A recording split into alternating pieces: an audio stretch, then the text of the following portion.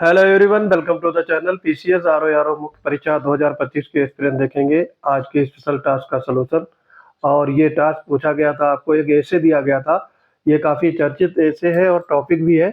जैसे आपका महाकुंभ 2025 को मैंने ऐसे में कवर किया है, उससे भी ज़्यादा ये इम्पोर्टेंट टॉपिक है क्योंकि ये विवादास्पद हो गया है। इसमें सुप्रीम कोर्ट में भी चैलेंज किया है लोगों ने, लेकिन ये बिल पास हो गया है अ, हमारी राष्ट्रपति महोदया के द्वारा। तो ये वक्फ विधेयक बिल यानी वक्फ संशोधन बिल 2025 है। और ये अभी हाल ही में पेश किया गया था लोकसभा और राज्यसभा में, और वहां से ये पास होकर के बिल बन चुका है।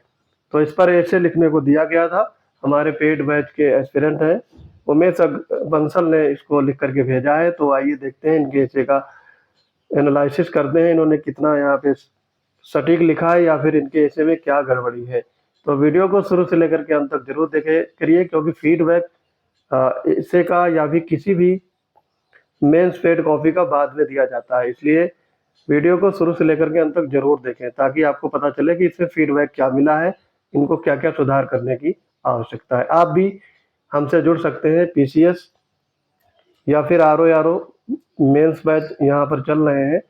तो प्रीलिम और मेंस आरओ का है, और पीसीएस का आपका मेंस बैच चल रहा है ऐसे और हिंदी राइटिंग का।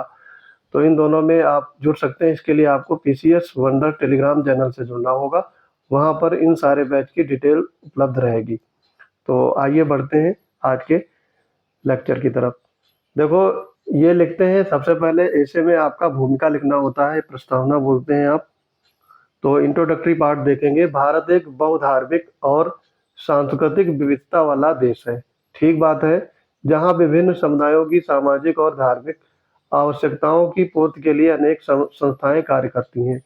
मुस्लिम समुदाय के संदर्भ में वक्फ एक ऐसी संस्था है जो धार्मिक, परोपकारी और सामाजिक कार्यों के लिए संपत्तियों को समर्पित करने की नीति का पालन करती है, तथा वक्फ विधेयक संस्था के प्रशासन, निगरानी और उपयोग से संबंधित एक विविध विधिक ढांचा प्रदान करता है। वर्तमान में वक्फ बोर्ड के पास भारत में लगभग 8.7 लाख संपत्तियां हैं, जिनकी अनुमानित कीमत 1.2 लाख करोड़ रुपए है। तो ये आपको डेटा ध्यान रखना है। ये आपको कहाँ, देखो, 8.72 लाख संपत्तियां हैं और उनकी अनुमानित जो राशि है वो 1.2 लाख करोड़ रुपए। ठीक है। और ये आपको इसमें और भी लिख सकते थे। 38 लाख एकड़ से अधिक भूभाग को ये कवर करती है संपत्ति।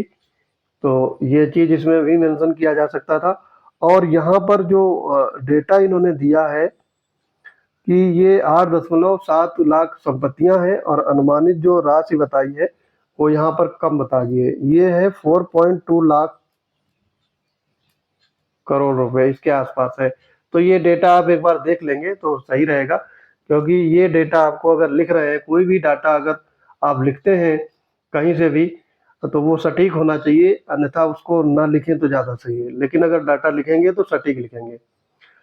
तो उसके आगे ये लिखते हैं, ये अब ये चीज जो संपत्ति है, ये भारत में रेलवे और रक्षा विभाग के बाद तीसरा सबसे बड़ा भूमि संपत्ति धारक वक्फ बोर्ड है।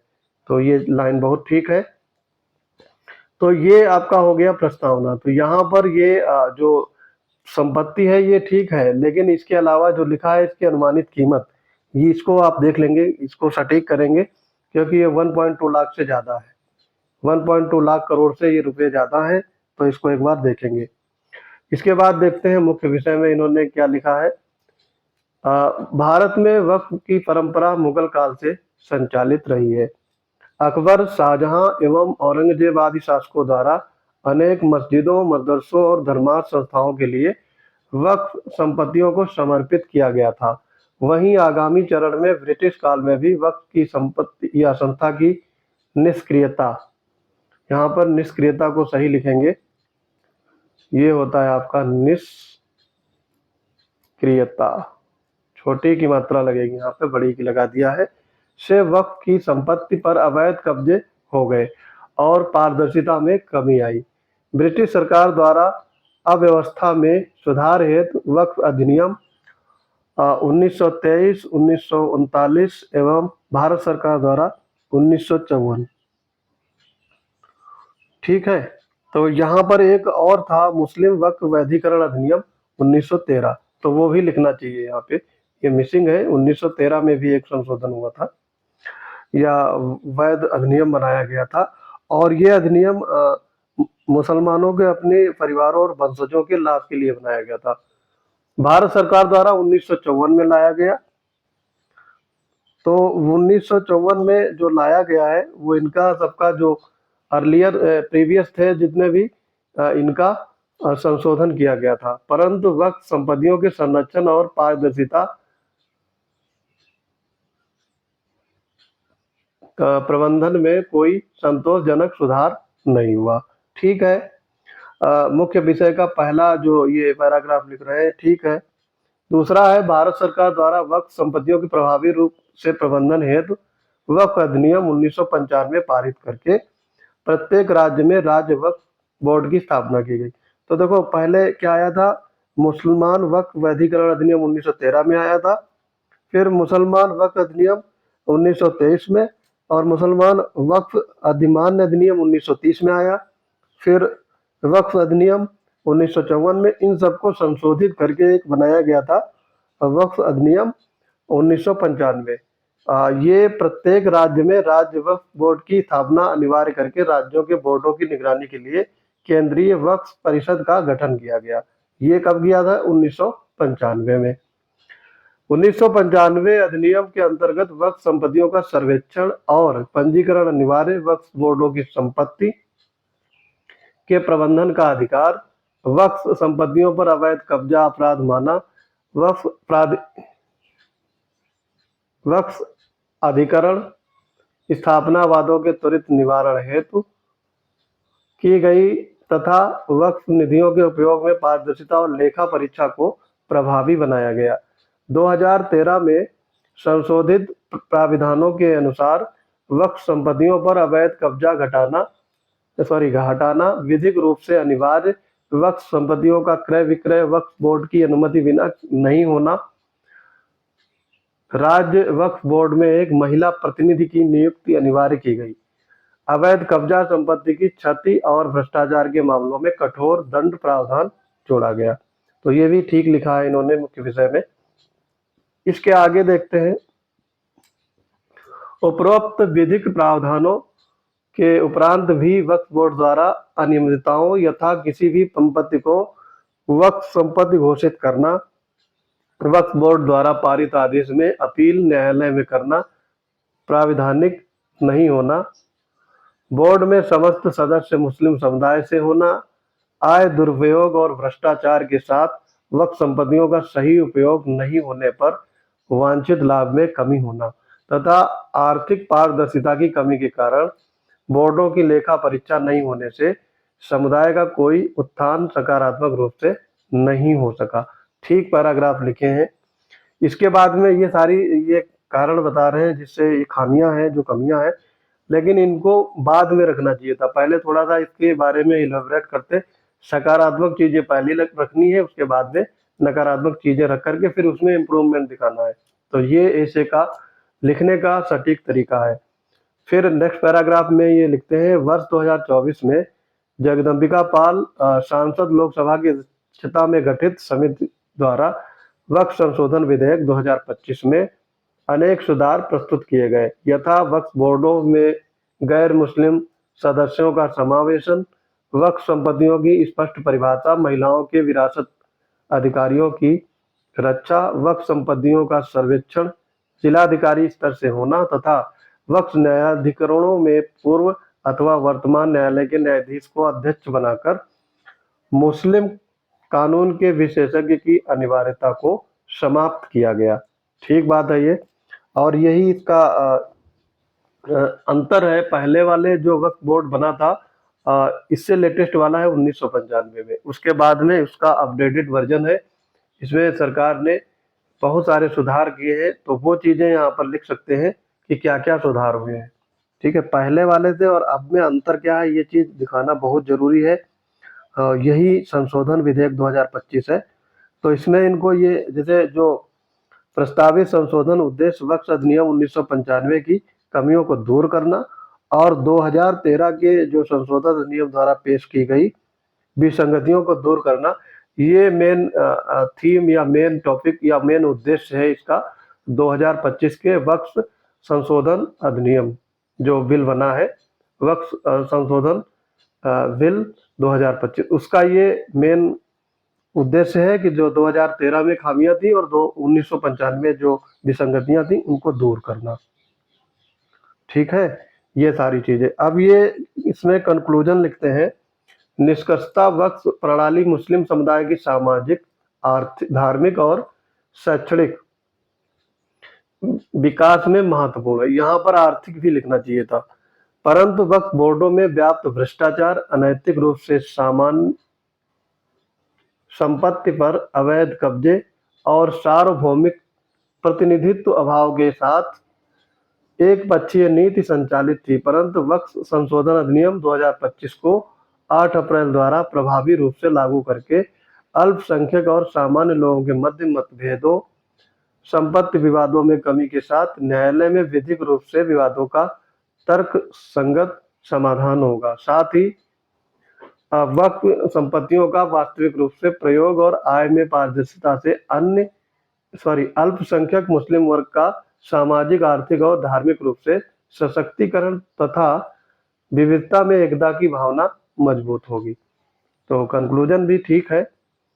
तो ये सारी चीजें हैं। इसमें इन्होंने जो प्रस्तावना लिखा था, प्रस्तावना को मतलब ठीक मान सकते हो, और उपसंहार ये भी ठीक है, कंक्लूड भी अच्छा किया इन्होंने है। मुख्य विषय में और ज़्यादा लिखने की ज़रूरत है, इलेबरेट करने की ज़रूरत है। विसंगतियां बतानी है कि जो 2013 में जो विसंगतियां दूर की गई, उसके अलावा 1995 वाली, उनको थोड़ा अच्छे से इलेबरेट करना है। उसके अलावा जो पुराने वक्फ अधिनियम या मुस्लिम संशोधन अधिनियम बने थे, जैसे कि 1913 में या फिर 1923-30, इन सबको भी थोड़ा सा सटीक विश्लेषण करना इनका अलग अलग से। तो ये सारी चीजें मुख्य विषय में आप डाल सकते थे। और एक चीज ध्यान रखना है, इसमें कभी भी कोई भी ऐसे आप लिखते हैं तो सबसे पहले सकारात्मक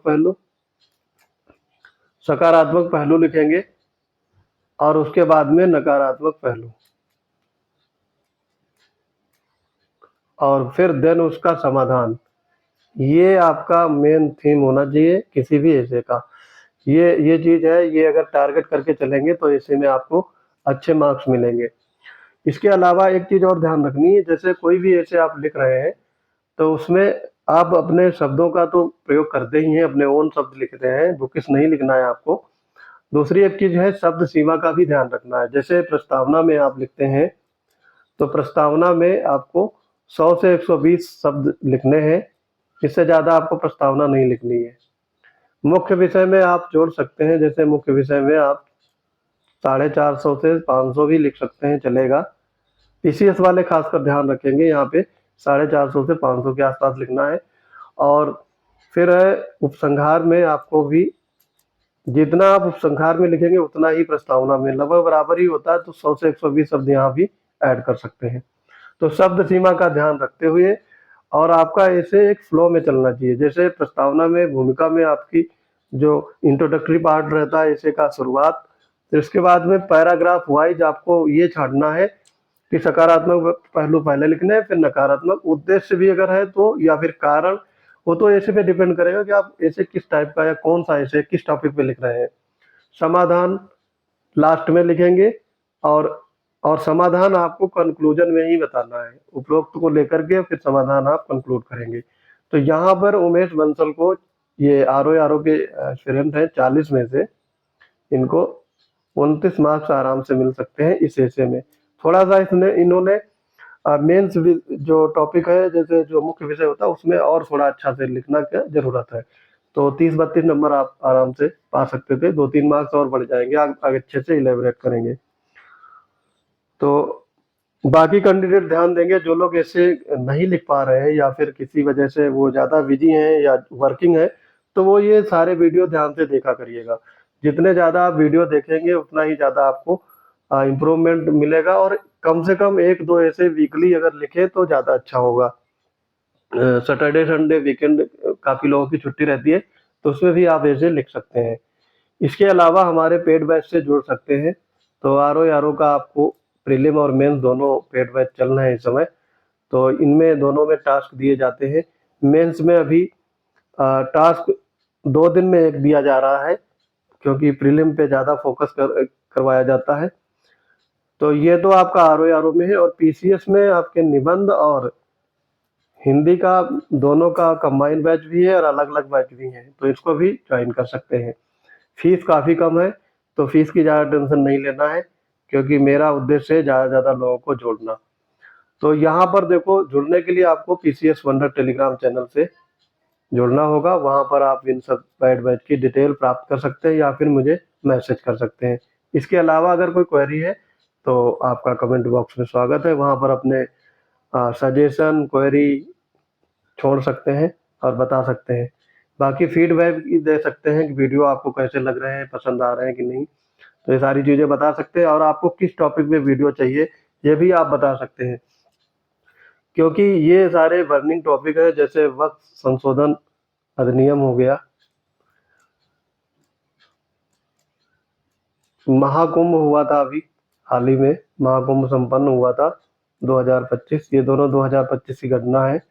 तो ये करंट अफेयर में ये टॉपिक पूछे जाएंगे, और ये पीसीएस आरओ दोनों में समान रूप से इम्पोर्टेंट है। इसके अलावा भी जैसे बीईओ का एग्जाम अगर आएगा, अभी नोटिफिकेशन आने वाला है, सुनने में आ रहा है, तो उसमें भी ये पूछे जाने की प्रबल संभावना रहेगी। तो ये दोनों आपके टॉपिक जो है ये आप अच्छे से तैयार कर लेंगे, कि आप किसी भी स्टेट का पीसीएस लिख रहे हैं, मेंस आंसर राइटिंग या फिर आरओ, तो ये दोनों आपको रखे मिलेंगे, और इन पर अच्छी कमांड रखे। 2 ऐसे आपके हैं तो काफ़ी ज़्यादा आपके मार्क्स में इधर-उधर हो सकता है, और ऐसे में अच्छे मार्क्स लाने के लिए आपको खुद से ऐसे पर ज़्यादा से ज़्यादा समय देना होगा, क्योंकि ये डिसाइडिंग फैक्टर होते हैं। पीसीएस में भी आप ऐसे अगर अच्छा लिखेंगे हिंदी आलेखन में, क्योंकि मार्क्स ऐड होते हैं, तो 300 में अगर आप 220 या 215 तक नंबर ले आते हैं, या 200 प्लस भी रहते हैं, तो ये अच्छा स्कोर माना जा सकता है, खासकर हिंदी और आलेखन में। और आरओ में तो आपके काफ़ी मार्क्स टोटल हिंदी के ही रहते हैं। 280 नंबर की तो हिंदी आती है मेंस में, और 120 नंबर का आपका जीएस पूछा जाता है। ये मेंस की बात हो रही, तो इसमें भी काफ़ी आप हिंदी में स्कोर कर सकते हैं। और ये हिंदी माध्यम के ही नहीं, अंग्रेजी माध्यम के जो स्टूडेंट हैं वो भी कर सकते हैं, क्योंकि अभी मेंस में आपको बहुत समय है। अगर आप अभी से ही मेंस का थोड़ा बहुत टास्क लेकर के चलेंगे या फिर पेड बैच से जुड़ेंगे, तो आपको बहुत ज़्यादा लाभ होने वाला है। तो आई होप ये वीडियो आपको पसंद आया होगा। मिलते हैं अपने अगले इंपॉर्टेंट वीडियोज में, तब तक के लिए पढ़ते रहिए। जय हिंद।